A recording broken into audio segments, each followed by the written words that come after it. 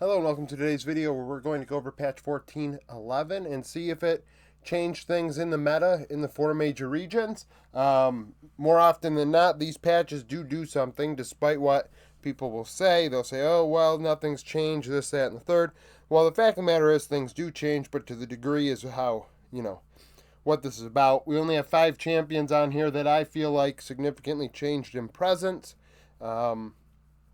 On the Discord yesterday, I know Jay Beast and I went back and forth a bit about the viewer experience. These videos are about meta and how often a champion is even like in the draft at all, right? So they believe that it's about what the fan or the viewer sees, and that is what is driving the narrative. Where I feel it's the patch breakdown videos that we see around the scene that simply say this is not going to change anything. Where if a champion goes from being banned to being picked, clearly it's been nerfed a step, right? Because now teams feel like, oh, it's not so OP that we can't play into it.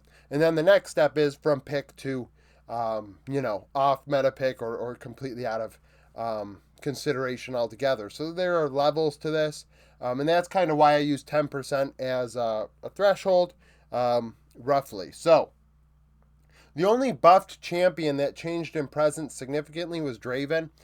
Keep in mind, all 66 games from 1410 occurred in China in the LPL with Fearless Draft. And then 1411 included all 4 major regions. However, with that in the back of our mind, the top 10 champions really didn't change all that much in the LPL from 1410 to 1411. This patch really didn't do much. And I think you have a strong case to be made to say this patch didn't change the meta, which is weird for me to say because the majority of the time that is not the case. I can look at numbers and say something's changed. But Draven was buffed, yet presence went down. Even when you look at the LPL only numbers for 1411, he went down as well. You went from about 1 in 3 games to under 1 in 5, which I think is a big difference. For nerfed champions, that dropped in presence. Camille went from 1 in 3 games to roughly 1 in 4.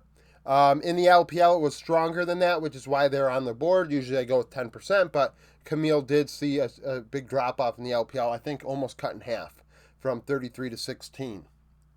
Wei dropped off from what I would consider to be that third tier, right? I just said banned, pick, fringe pick to not in much consideration.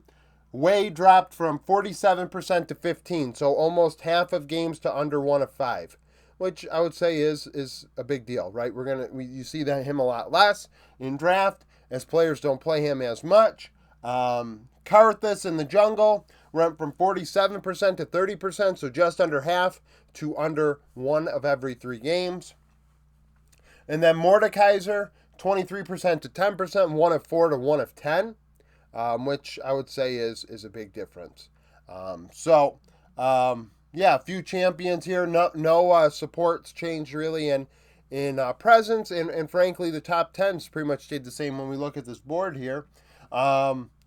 On 1410, it went Tristana, Rumble, Skarner, Corki, Nautilus, Ashe, Kalista, Leona, Nidalee, Senna.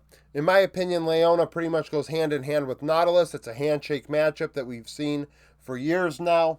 So you have a couple, you have players in every, champions in every role. A couple supports, mid laners, and top laners, but 380 carries. Ashe, Kalista, and Senna. And I guess, you could say Tristan and Corki are also 80 carries, right? We saw Corki even being picked in the ADC role a bit. But when you combine all 4 major regions, Nidalee comes out because Nidalee is mainly an LPL pick.